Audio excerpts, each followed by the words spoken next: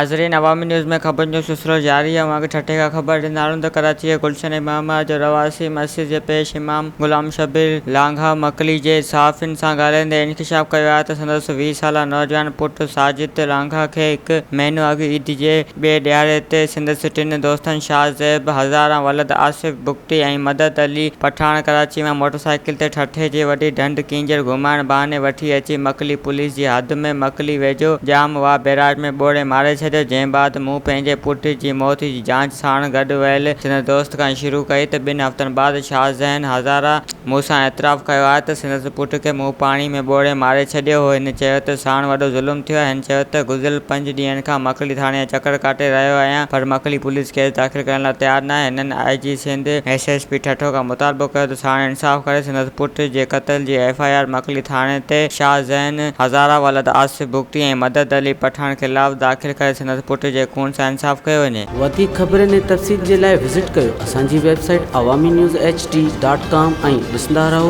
Awami news HD।